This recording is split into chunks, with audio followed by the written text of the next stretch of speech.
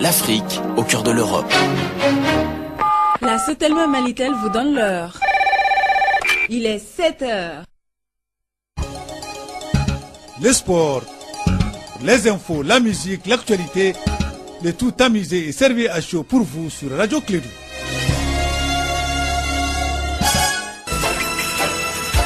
Radio Clédou, le journal avec Sotelma Malitel. Vous l'avez entendu, le journal de Clédou sponsorisé par la Sotelma Malitel. Vous l'avez entendu, il est 7h en temps universel. Vous le savez déjà, nous sommes mardi, le 12e jour du mois de l'année, le 3e mois de l'année, le mois de mars, 3 mars, bien sûr, 12 mars 2019. Nous sommes deux dans ce studio. Il s'appelle Bakary Cissé, il vient de Ségou. Moi, je m'appelle Abdoulaye Andal, je viens de Tombouctou, mais nous sommes à Bamako, la capitale du Mali. N'est-ce pas, Bakary? Oui, effectivement, Abdoulaye. Bonjour à toutes et à tous. Bienvenue dans cette édition. La première de Clédou Info. Il est exactement 7 heures passées d'1 minute dans notre studio. Voici les titres de ce journal. Les cadres de l'Agence pour la promotion de l'emploi jeune APH renforcent leurs capacités sur les outils du Bureau international du travail BIT dans la logique d'appuyer les programmes et budgets en faveur des jeunes ruraux. L'atelier se passe à Ségou. Nous allons rejoindre donc notre correspondante sur place, Yapene, pour nous donner des précisions. Et puis, des jeunes groupements d'associations des femmes de la commune 5 du district de Bamako soutiennent le maire Amadou Ouattara de la commune 5 du district de Bamako.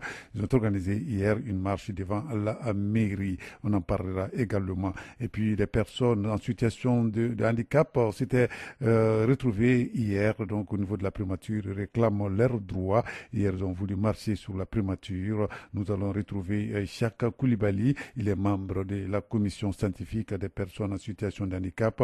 Il va nous donner des précisions à la fin de cette édition. Et puis, sur le plan international, le président Bouteflika en Algérie, donc renonce à un 5e mandat et repousse l'élection présidentielle du 18 avril. Une décision qui a été saluée par de nombreux observateurs. On en parlera dans la page internationale de cette édition. Bakary Cissé pour le développement dans un instant.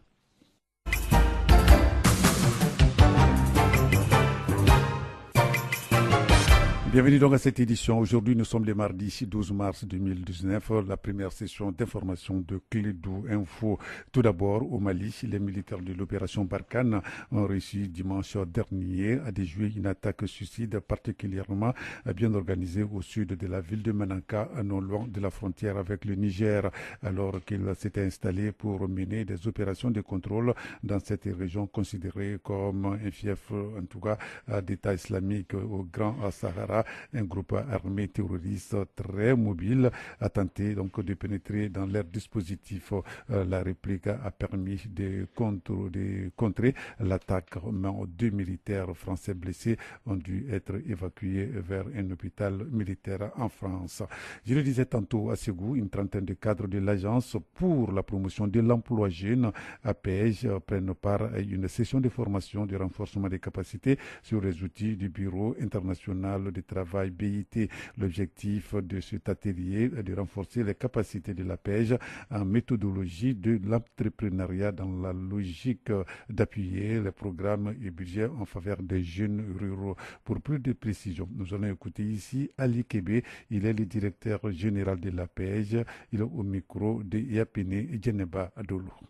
Il y a 16 ans, avec une dizaine d'agents et une direction générale pour la mise en œuvre du programme emploi jeune, l'APH compte aujourd'hui 12 coordinations régionales, 21 points focaux, 9 espaces d'orientation jeunesse et plusieurs volets de projets de développement, à l'instar du ProStage, du PIC3, du Grand Guichet, du Luxembourg, le FIER, EJON, Pressant KL et le PRAS. L'accroissement des activités de l'APH et la confiance renouvelée des partenaires techniques et financiers représente pour nous un facteur de motivation et d'engagement autour de la réalisation de notre mission principale, à savoir concourir à la création d'emplois pour les jeunes maliens, hommes et femmes de 15 à 40 ans, en milieu rural et urbain, résidents ou expatriés, en facilitant leur accès au marché du travail et au crédit. C'est donc en vue de renforcer l'efficacité de nos interventions que la présente session de formation a été initiée et doit concourir à améliorer les capacités opérationnelles et de suivi et évaluation de la pêche en méthodologie CRE et TRI dans le cadre de l'insertion des jeunes à travers notamment l'entrepreneuriat agricole. Le directeur général de l'APEJ, Ali Kébé, propos recueillis par Yapene Djeneba Dolo depuis Ségou. Ici à Bamako, des jeunes groupements d'associations des femmes de la commune 5 ont organisé une marche pacifique en soutien au maire Amadou Ouattara de la commune 5 du district de Bamako. C'était hier lundi devant la mairie de la dite commune à Touroukorobuku. Le porte-parole des marcheurs, Boubacar Traoré. Quelques mois, des individus mal intentionnés et ayant été vaincus sur des terrains politiques sont en train de se réorganiser pour surgir sous une autre forme dans le seul but de saboter des projets de développement initiés par notre maire, M. Amadou Ouattara. Depuis son installation à la tête de la mairie de la commune 5 du district de Bamako, c'est pourquoi nous les jeunes, les femmes, les associations de la commune 5 soutenons notre maire de façon inconditionnelle. Cette tentative de déstabilisation de notre maire, qui a été élu par la population de façon démocratique, ne passera pas. La calomnie, la désinformation et la diffamation n'auront jamais gain de cause. Nous demandons à ces individus et à leurs complices tapissent dans l'ombre de sursoir à cette forfaiture qui n'honore ni à leur personne ni à la démocratie. La population de la commune 5, malgré son silence, reste toujours vigilante et n'est pas surtout dupée. Nous réaffirmons notre soutien indéfectible au maire, M. Amadou Ouattara, pour le bonheur des citoyennes et citoyens de la commune 5. Voilà, Boubacar Traoré, donc le porte-parole des marcheurs hier devant la mairie de la commune 5 du district de Bamako, propos recueillis par Kassim Traoré. Sur un autre plan, ouverture du premier symposium du Centre africain d'excellence en bioinformatique ACB. La cérémonie d'ouverture, c'était hier au matin au niveau du crèche de Badalaboukou. Ce symposium de 10 jours vise à créer un cadre d'échange et de discussion sur le développement de la bioinformatique. Nous allons écouter le professeur Amadou Wele, il est le directeur du Centre africain d'excellence en bioinformatique ACB. Les propos recueillis par Etienne Niaré. Centre créé il y a 3 ans entre l'USCTB, c'est-à-dire l'Université des sciences, des techniques et technologies de Bamako, et le NIH. Le NIH, c'est le réseau des instituts de santé des États-Unis. Et c'est dans un cadre de collaboration très fructueuse que nous avons créé ce centre qui abrite un programme de master ainsi que aussi un programme de PhD. Et aujourd'hui, nous sommes là pour 2 jours de symposium concentré sur la publication des résultats scientifiques obtenus dans différents programmes de recherche sur la bioinformatique et d'autres domaines aussi affiliés comme génomique, protéomique et autres. Et aussi pour créer un cadre d'échange et de discussion sur le développement de cette nouvelle science qu'est la bioinformatique en Afrique. Et ces 2 jours-là vont être suivis par 8 autres jours d'ateliers de formation dans ce que nous appelons les GIS, c'est-à-dire le système d'information géographique, et aussi les NGS, c'est-à-dire ça c'est l'ensemble des nouvelles technologies de séquençage que nous utilisons aujourd'hui. Voilà, donc propos recueillis par Etienne Niaré. Rôle des femmes des médias dans le processus de paix et de la réconciliation nationale. C'était le thème retenu lors d'un déjeuner de presse organisé par le droit de l'homme et le journal Les Hérissons avec les femmes journalistes. C'était le samedi dernier au siège du journal Les Hérissons. Nous allons écouter Issoufou Sissé.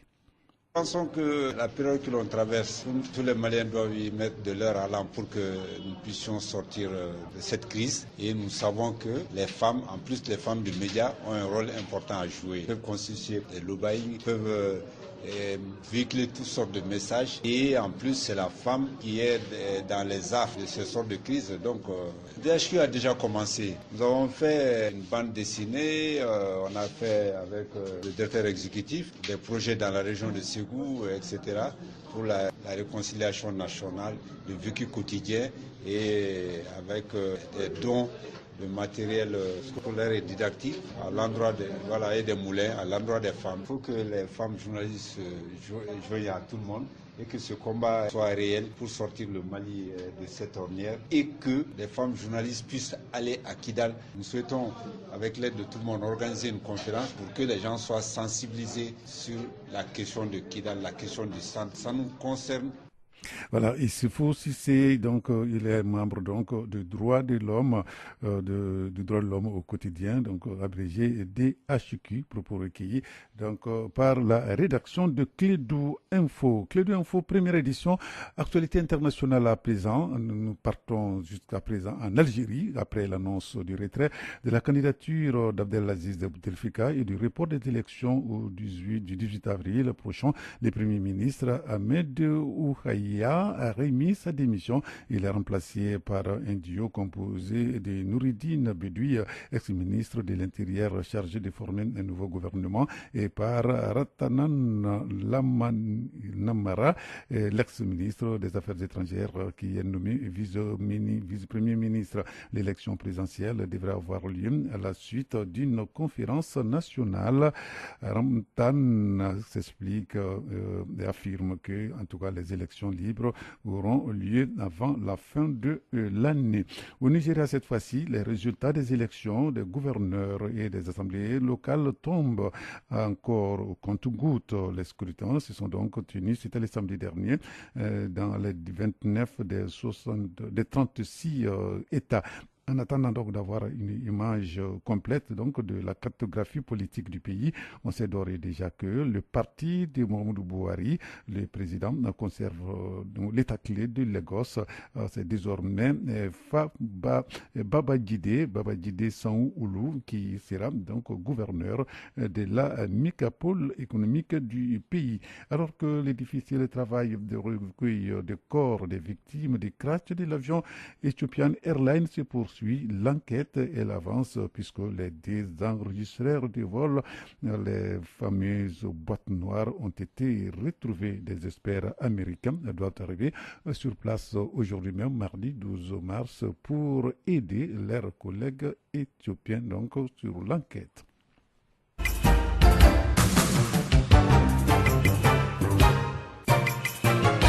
Et culture à présent, conférence de presse du lancement de la 8e édition du Festival international des Séléngué urbain, musique et mode.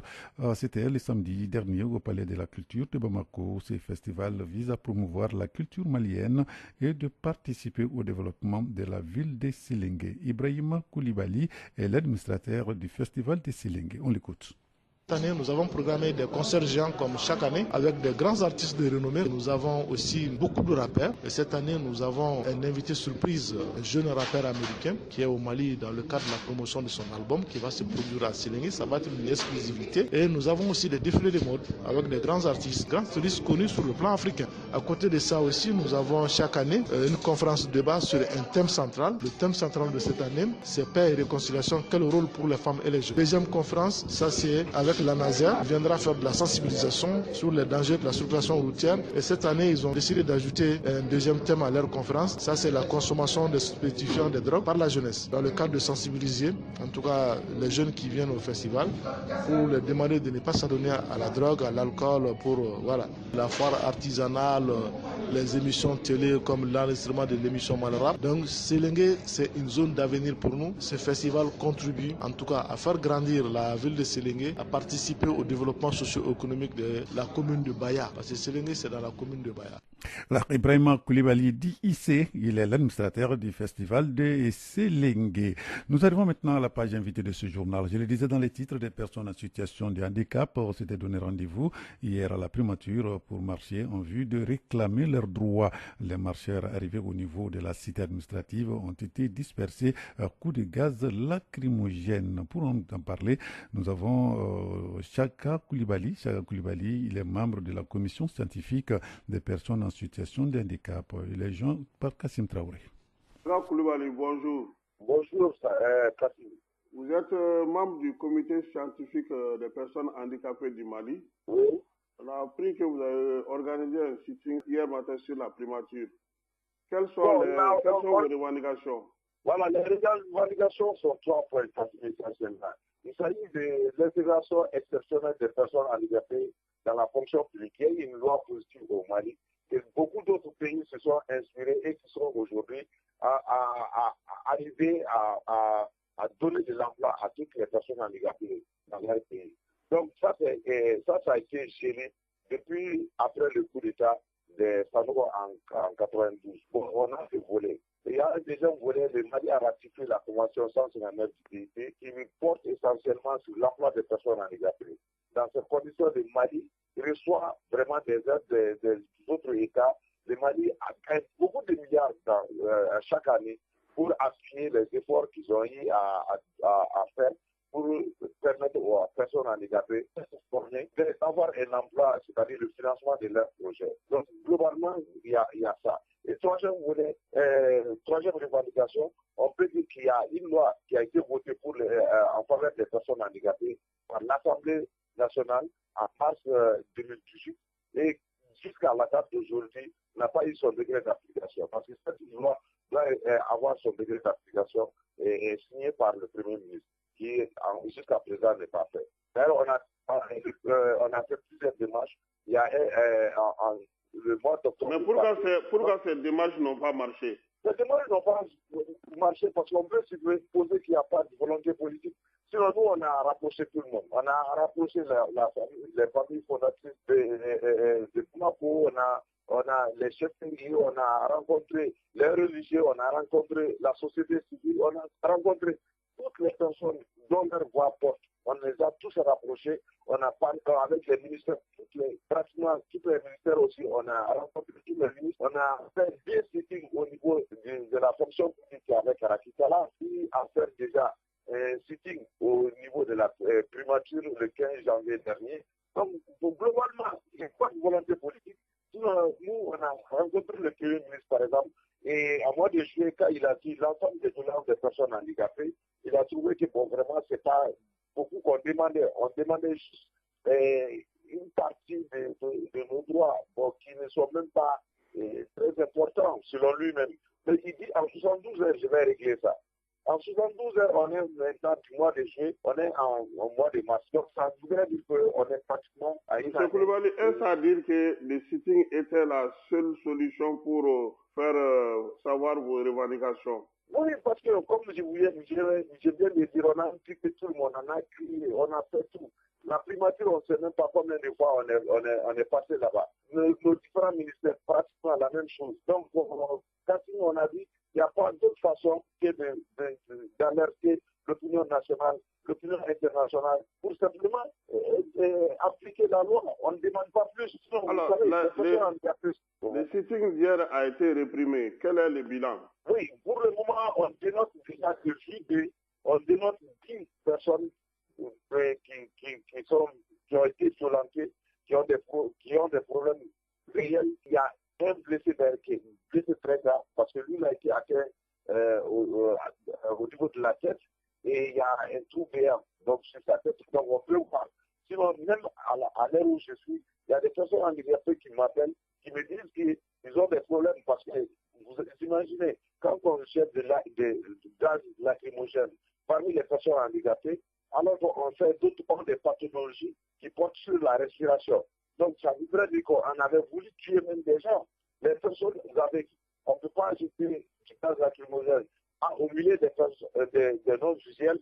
Vraiment, l'objectif, moi je ne sais pas, mais l'objectif clair était de tuer des gens. Quelle sera la démarche à suivre désormais? La démarche à suivre, c'est que nous sommes plus que jamais déterminés. Et on va faire en sorte que chaque lundi, on va partir au même lieu, c'est-à-dire devant la primature, faire la même revendication jusqu'à ce que nous soyons attendus. Donc on veut quand même que tout le monde se saisisse de ce dossier. Dire que bon, on ne demande pas plus, on demande simplement un droit qui est là. Et que ce droit-là qu'on a, on essaie de démarrer ce droit-là. Tout simplement, on veut simplement que la loi soit égale pour tout le monde et que tout le monde soit mis dans leurs droits. Merci beaucoup, M. Koulibaly. Merci, Kassini.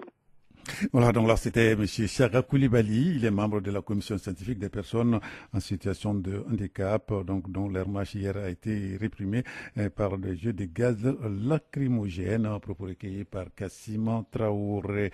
Voilà, donc, avant de nous séparer, ça c'est officiel, c'est Zinedine Zidane qui, officiellement, est redevenu l'entraîneur du Real Madrid. Donc, c'était hier, 11 mars 2019, et c'est jusqu'en 2022. Les Français avaient quitté, il faut le rappeler, ses fonctions au sein du club espagnol de football. C'était en mai 2018, après avoir gagné 3 fois la Ligue des Champions. 9 mois plus tard, voilà donc le retour à la tête d'une équipe madrilène en pleine crise aujourd'hui. Là, on en parlera largement dans la rubrique sportive tout à l'heure. Merci pour votre aimable attention. Restez avec nous dans un instant, la rubrique Elect. Radio Kédou, le journal avec Sotelma Malitel.